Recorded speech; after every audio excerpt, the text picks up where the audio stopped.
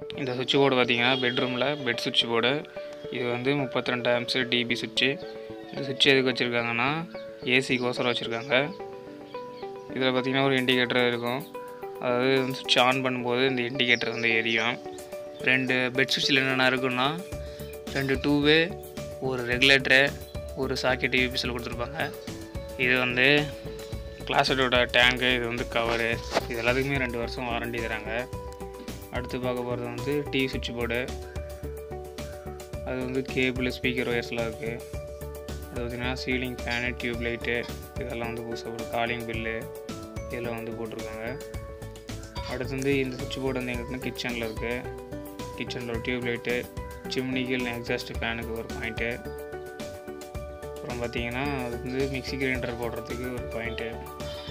இது வந்து ஹாலில் இருக்குது சுவிட்ச் போர்டு.